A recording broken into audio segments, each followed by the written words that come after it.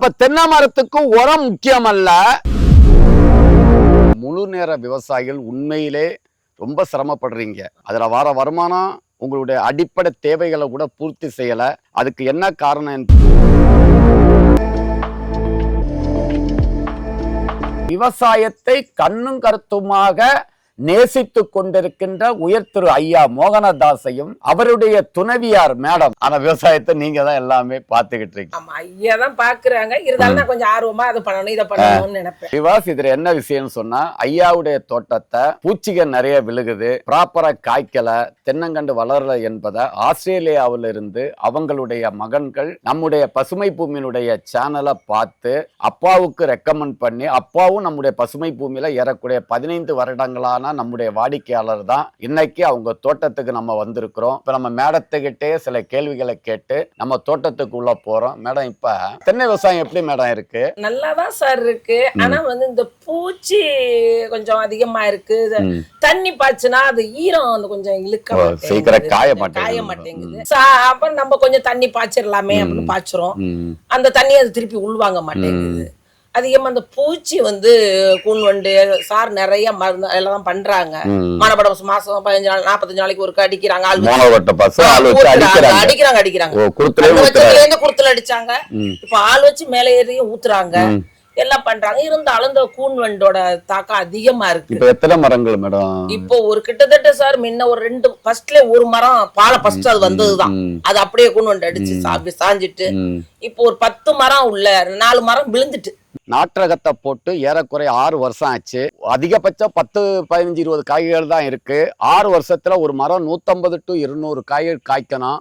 அப்ப இதுல மண்ணு பிரச்சனையா இல்ல தண்ணி நம்ம அதிகமா பாய்க்கிறோமா, என்ன பிரச்சனை, உரங்கள் முறையா கொடுக்கலையா, இதுல என்ன பிரச்சனைன்னு தீர்வை தேடி பசுமை பூமி அப்படி வந்திருக்கோம். 6 மாதத்துக்கு ஒருக்கா அந்த 1-300 2 கிலோ பொட்டாசு சூப்பர் எல்லாம் 6 மாதத்துக்கு ஒருக்கா பிரிச்சு 2 தடவை வைக்கிற விவசாயிகள் உரம் வச்சிருந்தா நீங்க உரக்கடையை வளப்படுத்துறீங்களே தவிர விவசாயத்தை வளப்படுத்தல, கடனாளி ஆகுறோம். அப்ப இந்த தென்னை மரம் காய்ச்சிருக்கணுமா இல்லையா?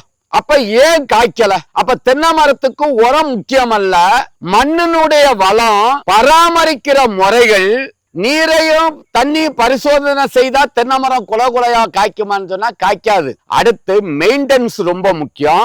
அதை நம்ம பார்க்க போறோம். இப்ப இந்த தென்னை மரத்துல இங்க பாருங்க, லீப் ராட் ஒரு வியாதியை நம்ம இப்ப பார்க்க போறோம். இது லீப் ராட். இங்க வர மட்டை இந்த தெரியுதா? தெரியுது. இது காண்டாமிருக வண்டு கிடையாது. இந்த வியாதிக்கு பேரு இலை உரை அழுகல் நோய், லீப் ராட். இது எதனால வருதுன்னு சொன்னா, அதிக தண்ணி தேங்குறதுனாலையும் தண்ணி குடிக்காதனாலையும் வர்ற வியாதி.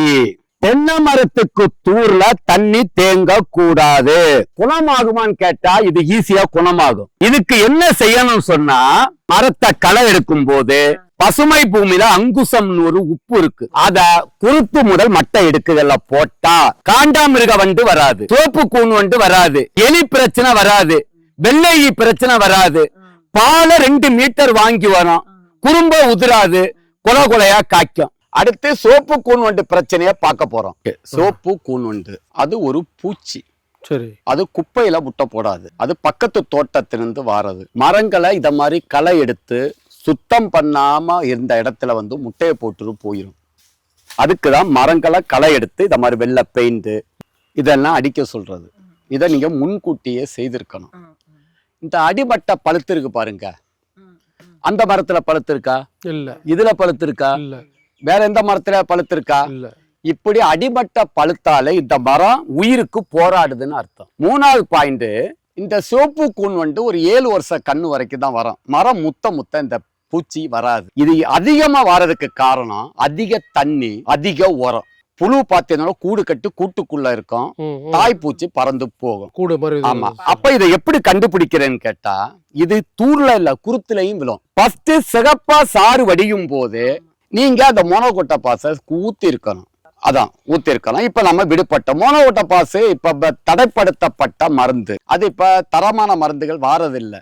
அதனால நீங்க அதுக்கு பதிலா கார்போசல்பான் அந்த மருந்தை வாங்கி 6 மாதத்துக்கு ஒரு தடவை மரத்திலிருந்து 3 அடி தள்ளி ஒரு நல்ல பிரவுன் கலர்ல இந்த கை திக்னஸ் உள்ள வேர் எடுத்து அதுல 10 ml கார்போசல்பான் 40 ml தண்ணி கலந்து வேர் வழியா செலுத்து, வேர்ல கட்டலாம். முதல் ஒண்ணு. இத மாதிரி மரங்கள் வந்தா நீங்க பூச்சியை புடிக்கிறேன்னு சொல்லிட்டு வெட்ட பிடிமானத்தை இழந்து காத்துல சாயவோ மரம் தலசிருக்கவோ இல்லாட்டி அந்த மரம் நல்லாவும் காய்க்காது. அப்ப நீங்க இந்த அளவுக்கு வெட்டக்கூடாது. அப்ப இதுக்கு நீங்க என்ன செய்யணும்னு சொன்னா, உரக்கடையில அலுமினியம் பாஸ்பைடுன்னு ஒரு மாத்திரை விக்குது. இதை நீங்க எங்கேயும் தேடி அலைய வேணாம், இங்க உரக்கடைகள்ல கிடைச்சா பாருங்க. இல்லாட்டி பசுமை பூமியில சொல்லா இந்த எலிக்கு வைக்கிற மாத்திரை அலுமினியம் பாஸ்பைடு விஷவாயு. அதனால கையில கிளவுஸ் போட்டு லைட்டா ஒரு ஓட்டை எடுத்துக்கிட்டு லைட்டா இந்த அளவுக்கு அதுக்குள்ள அந்த மாத்திரைய தண்ணிய நினைச்சு உள்ள வச்சு சிமெண்டால பூசி விட்டா, சிமெண்ட் மணல் கலந்து பூசி விட்டா உள்ள இருக்கிற பூச்சி எல்லாம் செத்து இருக்கு. இது நம்ம எப்படி இது உயிரோட காவந்து பண்ண முடியுமா? அப்ப முடியுமா என்னன்னு கேட்கறது முன்னாடி ஃபர்ஸ்ட் இது பூச்சி செத்து இருக்கா என்னன்னு எப்படி கண்டுபிடிக்கிறதுன்னா காது வச்சு கேட்கணும். இப்ப நம்ம அண்ணன் தலபால காது வச்சு கேட்க சொல்றோம். அண்ணே வாங்க.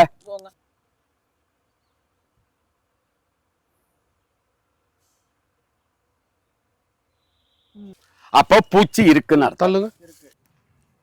நல்லா கேக்குது. கேக்குது சார். சரி, பூச்சி இருக்கு. இங்க பாருங்க ஓட்ட போகுது. இப்ப நீங்க இதுக்கு என்ன செய்றீங்கன்னு சொன்னா, ஒரு மரத்துக்கு 3 அலுமினியம் பாஸ்பேட்டு ஒரு மாத்திரை, அத தண்ணீர நனைச்சு இந்த ஓட்டைக்குள்ள 1, இந்த ஓட்டைக்குள்ள 1, இதுக்கு உள்ள 1 போட்டு காங்கிரீட் போட்ட மாதிரி இதை பூசி விடுங்க. சரிங்க சார். எல்லாத்தையும் பூசி விட்டுட்டோமா, இந்த மரம் காத்துல அங்க அந்த சைடு தான் சாயம்.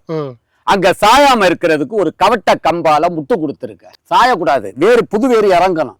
இதுல 1 டிப்பர் மண்ணு கொட்டுங்க.